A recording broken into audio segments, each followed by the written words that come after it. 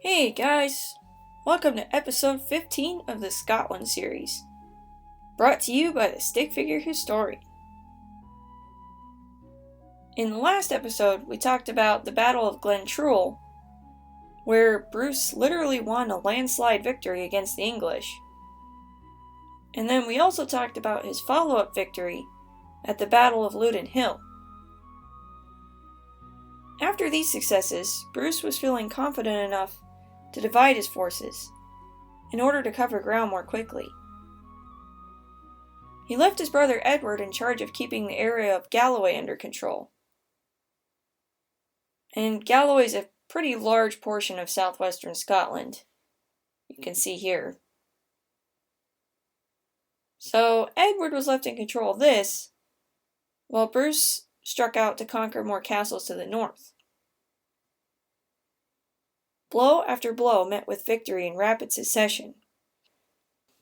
One by one, the castles of Inverlochy, Inverness, and Nairn fell before his sword. Urquhart too was retaken, for many a day had passed since Andrew Moray had redeemed it for the Scots, and it had slipped back into English hands. It was only when Bruce came to the castle Elgin that he met with resistance that he could not overcome. By this time, high summer had come over the British Isles, the peak of campaigning season.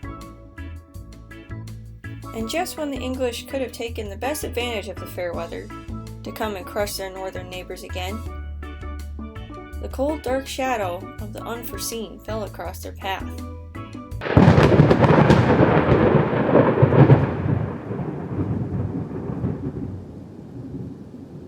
King Edward died. There is a story about the old king's death, and though it is little more than a legend, I feel it is fitting to his character, and I'll share it here. It is said that while he lay upon his deathbed, he called his son to his side. He charged the young prince to keep the kingdom, of course, and gave him all the advice that a father would give his son. But his final request was something quite extraordinary. King Edward made his son promise that he would take his bones along in the vanguard to Scotland when he marched again to conquer them. He had always longed to be present when at last they were battered to his peace, and if he could not be there in life, then he would be there even in death. As I said, this may be all just a story, but I think it's a rather befitting picture of the maniacal obsession which this king had with the conquering of a nation. In any case, it was a promise which Prince Edward did not keep. For at the last, his father was safely buried with his forebears in Westminster Abbey. It was a sad time for England, to be sure, but at the same time, it was the dawning of Scotland's greatest chance for freedom. Edward II had too many political troubles and too much infighting to deal with to even start worrying about pursuing his father's Scottish obsession. Bruce figured he had at least a good part of a year before he need worry about the English swarming over the borders again. It was the perfect time to act and gain a good footing before they should return. Bruce passed over the troublesome Elgin, setting his sights on Banff Castle instead. Unfortunately, this proved just as troublesome, and what is worse, the king came down with a terrible illness. What this sickness was, we don't know for sure, but it must have been rather severe, for he was largely forced to keep to his bed.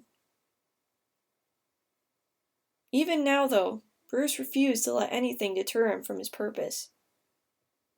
His followers simply carried him from place to place upon a litter, and so the war went on. Balvenie, Doofus, and Taradale were the next 3 castles to fall before the sick king's army. And I'm sorry if it's getting hard to track what's going on this map here. Basically, I'm just trying to show you the massive amount of ground that Bruce is gaining in just a few months. You can see he's already got much of the northeast under control now, except for Banff and Elgin. After this, they turned once more to Elgin, but they had no better luck than at the first. They wasted little time there, but hurried on eastward towards the lands of Buchan. If we compare maps here, you can actually see that Bruce touched a little bit of Buchan when he went after Banff. But that was just one castle, and that one was being held by the English. The other ones were actually natively controlled. But there was a bit of a problem. And this is where the war took on a bit of a different twist. For it was not with Englishmen that Bruce now sought to battle, but with Scotsmen. You see, Buchan was under the earlship of John Comyn, cousin to that John Comyn whom Bruce had killed. Even before the quarrel over Scotland's throne, the families of Comyn and Bruce had been at odds. But the recent politics, and of course the killing, had done nothing to make peace between them. In Bruce's estimation, there was only one way to deal with the problem. He must destroy their power completely, or else himself be eventually destroyed. For the Comyns were a very powerful family. When John Comyn received the news that his mortal foe was in his domain, audaciously encamped near Inverary, he hurried to gather his men to arms, and himself made camp just to the northeast of the king's position. He had heard that Bruce was sick, and hoped because of this to easily win the day. When dawn broke upon the following day, he surprised one of the king's outposts and slaughtered many of them, sending a haggard remnant running back to the main troop. Bruce listened with growing anger to the story of what Comyn had done to his pickets. The stories say that though he was so ill, he rose up and armed, fueled with a new and sudden strength provoked by wrath. His friends pled with him to lie back down, but he refused to listen. A few retellings even have it that the king had 2 of his most trusted men ride out to battle, one on each side of him, so that he wouldn't fall from his horse. It really makes for great storybook material, doesn't it?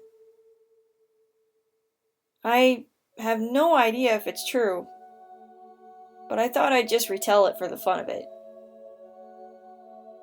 In whatever case, we know that it was Bruce himself at the head of his followers that day. Comyn watched the approach of his foes over the horizon. The king's banner floated at the front, but surely it could not be the king himself. Sure as day, there was Bruce in the vanguard. Alarmed, Comyn began to doubt the security of his position, and he quickly moved his men to the foot of Barra Hill, with a marsh to guard their other flank. Word of Bruce's presence rippled in whispers back through Comyn's army, and panic began to seize their hearts. The king's reputation in battle had gone far and wide by now, and they had little desire to try their steel against such a warrior. Instead, many of them actually turned about and began to run away. Comyn tried to stay them and hold his line, but they wouldn't listen. Eventually, he too was forced to follow. The king's men shouted in triumph and rushed ahead, chasing the enemy for many miles, until they sought refuge in the castle Fyvie. And thus, the Battle of Inverary was won. And if the storybook version of history is correct, also seemingly the cure to Bruce's illness was wrought. Forevermore he grew only stronger, and took to his bed no more.